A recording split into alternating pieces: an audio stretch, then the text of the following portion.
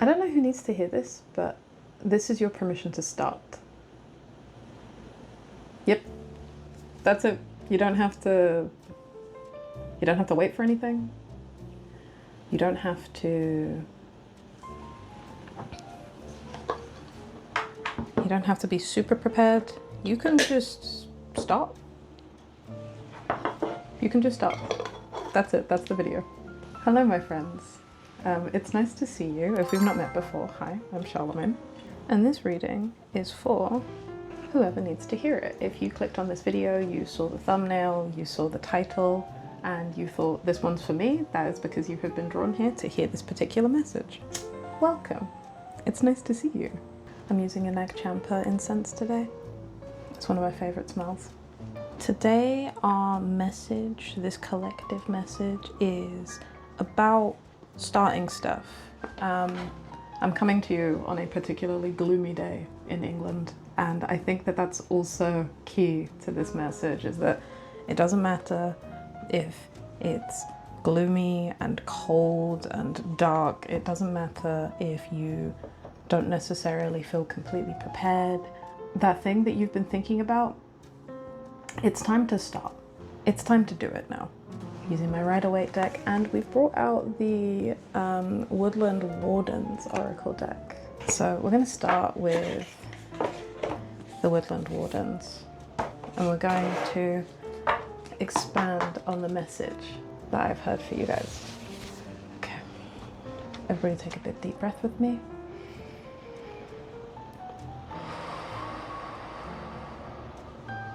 Let's lock into that collective energy and let's see what these cards have to share with us today.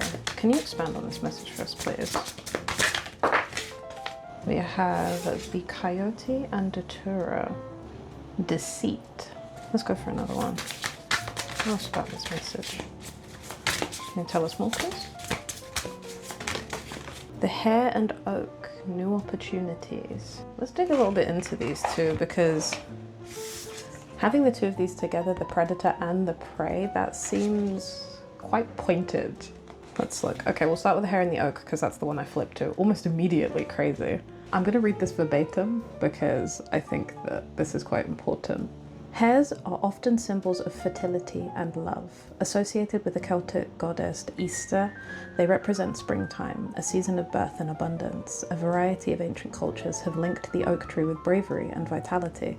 In ancient Greece, the oak was revered as the tree sacred to Zeus. In Norse mythology, it represents the tree of life, and in ancient Celtic and Druid cultures, the oak is associated with the god Daga.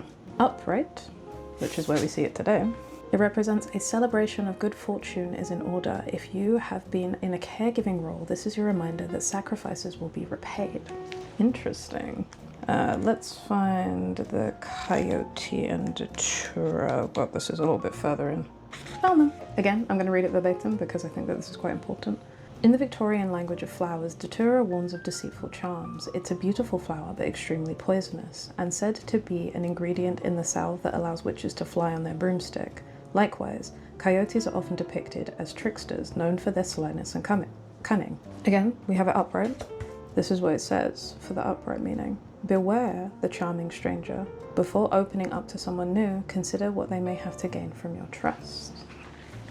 This is interesting to me considering we look at starting at something new.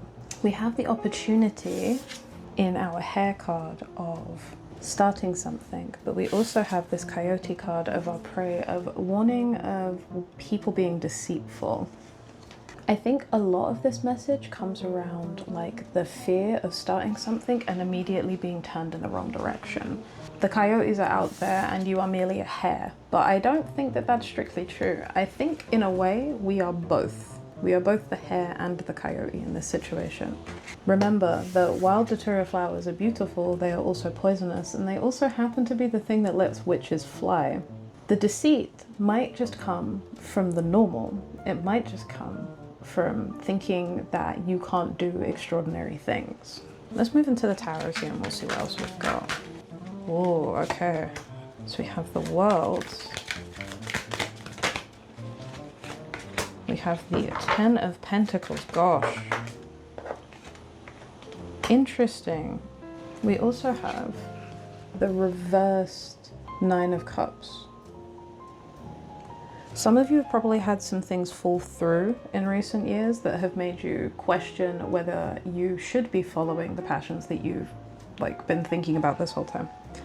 But we also have the World and the Ten of Pentacles. Both of these are signs of endings, as it happens. Specifically, they're signs of a cycle ending, of us coming full circle, of being able to reflect on where we have been in the past and where we will go in future. When I say that it's time to start something new, I mean that you are currently at the beginning of a new cycle, while simultaneously being at the end of an old one. You're in that glorious in-between. It's full of possibilities, it's full of new opportunities, right? But when you're in that in-between, the new path doesn't feel certain. It feels raw. It feels a little bit unformed. And in that lack of fully formed state, it can be quite daunting to start something that you've been thinking about for a while, since the last cycle, probably. I think for a lot of you, the thing that you go on to do here is also quite daunting because it's probably going to define things for you. It's going to be something that people remember you by. And thinking about the legacy that you might leave is frightening. It could be so scary. But you have to remember that that can't stop you from doing the thing that you're destined to do, my love. Just because things have gone badly before doesn't mean that they go badly now. Just because you've had your experiences of life not necessarily be everything you've hoped for doesn't mean that they can't be better in the future. The world is your oyster, and all you have to do is work out what you want to do with it.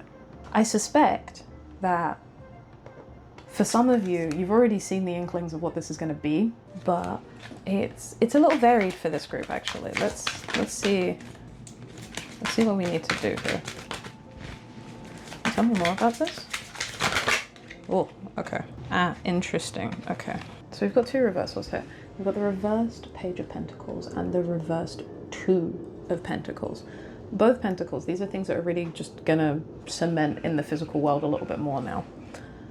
But I think importantly, they represent the fact that our priorities might be shifting, that our routines might be changing, that the things that we've been doing for so long that have kind of resulted in perhaps not getting everything that we've wanted in the past are changing, and that partly because of that, it may feel a little bit deceitful.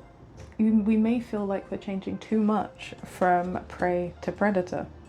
But I think in doing this, you've ignored the key factor here. Prey and predator both exist in nature.